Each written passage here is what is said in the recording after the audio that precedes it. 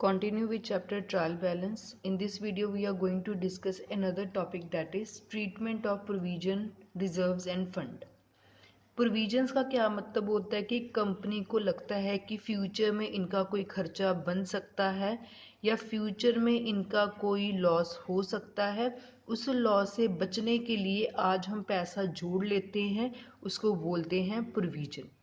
जैसे हम machine use कर रहे हैं तो हमें पता है कि मशीन की एक लाइफ है। आफ्टर सम टाइम उस मशीन की कीमत ज़ीरो हो जाएगी तो हमें न्यू मशीन चाहिए। तो एकदम इकट्ठा पैसा कैसे लेकर आएंगे? सो हम थोड़ा थोड़ा करके डेप्रिसिएशन के नाम के ऊपर पैसा इकट्ठा किए जाते हैं कि जब भी मशीन की वैल्यू ख़त्म होगी तब हम उसी पैसों से एक न्यू मशीन परचेज कर लेंगे। तो उसको हम बोलते हैं प्रोविजन। जब फ्यूचर का एंटिसिपेटेड कोई आपके पास एक्सपेंस हो या आपके पास कोई लॉस हो, आपको लगता है फ्यूचर में हो सकता है, तो उस लॉस को, उस खर्चे को पूरा करने के लिए जब हम पैसे जोड़ते हैं तो इसको बोलते हैं provisions. Then it is reserve. Reserve दो तरह के हमारे पास होते हैं, capital reserve, revenue reserve. Clear? Reserve का भी यही मतलब है कि कंपनी में हमें फ्यूचर में किसी काम के लिए पैसे चाहिए या कोई बिना हमने किसी मकसद के पैसे जोड़ के रखे हैं ताकि अगर फ्यूचर में कोई भी हमारे पास कोई मुसीबत आएगी या कुछ भी हमें ज़रूरत पड़ेगी तो हम वहाँ से पैसे ले लेंगे। क्लियर? फंड हमेशा प्रॉफिट में से क्रिएट किया जाता है, आउट ऑफ प्रॉफिट। कंपनी अपने प्रॉफिट में से कुछ पैसा अपने एम्प्लॉयज़ के नाम के ऊपर खर्च कर देती है या किसी के बेनिफिट के लिए खर्च करेगी, उसको हम फंड्स बोलते हैं। ये जो है ना प्रोविजन, रिजर्व और फंड, ये एक हमारा पूरा कंप्लीट चैप्टर है, तब हम उसको डिटेल में डिस्कस करेंगे। फॉर द टाइमिंग बस आप इतना ध्यान रखें कि सभी में हम थोड़ा सा पैसा जोड़ के रखते हैं इसी काम के लिए। क्लियर? और सभी के क्रेडिट बैलेंस होते हैं और सभी हमारे लिए क्या होती है? लाइबिलिटी। ठीक है, प्रोविजन भी एक लाइबिलिटी है, रिजर्व भी एक लाइबिलिटी है, फंड भी एक लाइबिलिटी है। अब लाइबिलिटी क्यों है?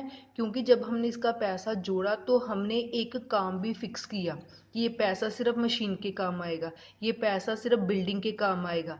फिर ये लाइबिलिटी बन जाती है कि आपको उसी मकसद के लिए वो पैसे को इस्तेमाल करना पड़ेगा, इसलिए ये हमारी लाइबिलिटी बनती है। हम इसे किसी और काम के लिए इस्तेमाल नहीं कर सकते। ठीक है, so let us start with question number 14. From the following balance is extracted from the ledger account of Vidya Balan. Prepare a trial balance on 31st March 2018.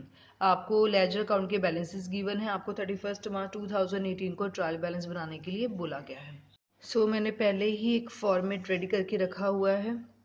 Trial balance as on 31st March 2018, serial number, heads of account, ledger folio, debit and credit, सभी items को लिखा हुआ है।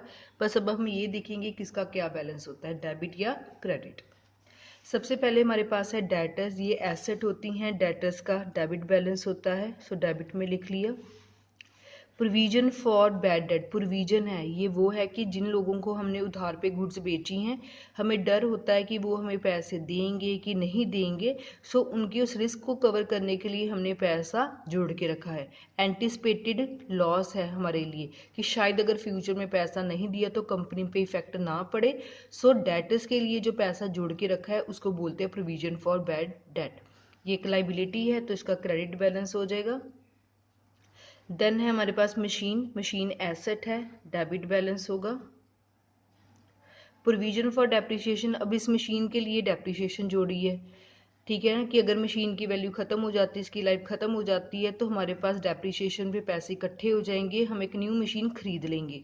So provision, ये पैसा भी सिर्फ machine के लिए ही यूज़ होगा, सो एक लाइबिलिटी बन गई। 46,000 क्रेडिट में लिख लिया। कैपिटल लाइबिलिटी है, क्रेडिट बैलेंस होगा। जर्नल रिजर्व, जर्नल रिजर्व एक फ्री रिजर्व होता है कि हम बस इसमें पैसे डाल के रखते कि जब भी हमें कोई भी ज़रूरत पड़ेगी तो यहाँ से हम पैसे निकाल लेंगे। ठीक है, बट रिजर्व भी हमारे लिए लाइबिलिटी ही होता है, सो इसका क्रेडिट बैलेंस होगा 55,000।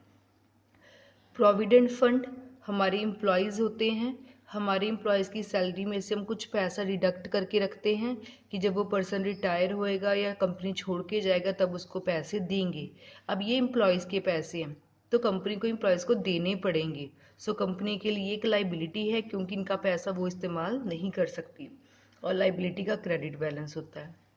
स्टाफ वेलफेयर फंड, कंपनी ने अपने स्टाफ के लिए पैसा जोड़ के रखा हुआ है, फंड बनाया हुआ है अपने प्रॉफिट में से कि अगर किसी स्टाफ को पैसे की ज़रूरत पड़ जाती है इमरजेंसी टाइम पे तो सिर्फ स्टाफ के लिए फंड बनाया है, उसको इस फंड में से पैसा दिया जाएगा। सो फंड भी हमारे लिए लाइबिलिटी है और लाइबिलिटी का क्रेडिट बैलेंस होता है। Then it is purchases adjusted.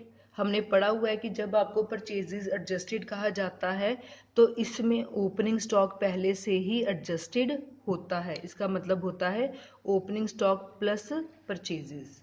Clear? So adjusted purchases है, परचेजेज खर्चा है तो डेबिट बैलेंस आ गया। इम्पोर्ट ड्यूटी, जब हम फॉरेन से कोई गुड्स मंगवाते हैं तो उसके ऊपर हम टैक्स देते हैं एक तरह का, उसको बोलते हैं इम्पोर्ट ड्यूटी, दिया गया है, खर्चा है, डेबिट बैलेंस। सेल्स इनकम है, क्रेडिट बैलेंस हो जाएगा। Provision for discount on debtor, कई बार डेटर्स को हमें डिस्काउंट देना पड़ता है, डिस्काउंट देने से कंपनी का लॉस होता है, इसलिए कंपनी उसके लिए भी एक प्रोविजन बनाकर रखती है कि कहीं ज़्यादा लॉस डिस्काउंट देना पड़ गया तो ज़्यादा लॉस ना हो जाए, ठीक है। बट प्रोविजन है, प्रोविजन एक लाइबिलिटी है, क्रेडिट बैलेंस होगा। क्लोजिंग स्टॉक, अब इस क्वेश्चन में क्लोजिंग स्टॉक हम लिखेंगे बिकॉज यहाँ परचेसेस एडजस्टेड है, एडजस्टेड में क्लोजिंग स्टॉक एडजस्ट नहीं हुआ होता, अगर आपको गिवन है then you have to write it. Stock asset है, एसेट का डेबिट बैलेंस होता है। प्रोविजन फॉर रिपेयर्स, रिपेयर्स के लिए पैसे जोड़ के रखे हैं, प्रोविजन लाइबिलिटी है, क्रेडिट बैलेंस लिख लेंगे। इनकम टैक्स पेड, पे कर दिया है, खर्चा है, खर्चे का डेबिट बैलेंस।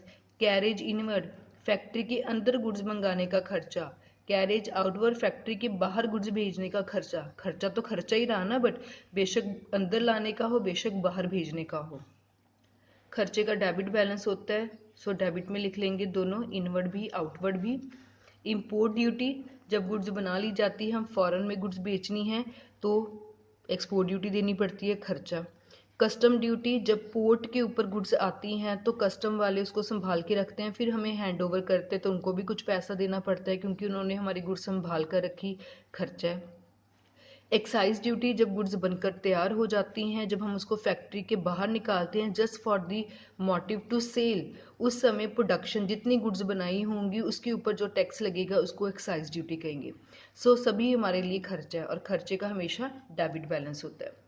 सो 12,500 डेबिट में, 14,500 डेबिट में, 6,600 डेबिट में। सभी आइटम्स हमने लिख ली, डेबिट का डेबिट में, क्रेडिट का क्रेडिट में।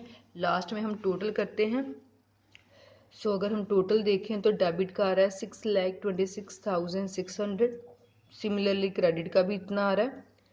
Debit must be equals to credit in trial balance, ये आपको प्रूव करेगा कि जो आपने लेजर अकाउंट के बैलेंसेस एक्सट्रैक्ट किए हैं, निकाले हैं, वो बिल्कुल सही हैं। So this was about question number 14th of trial balance, in which we discussed about treatment of provisions, reserves and funds.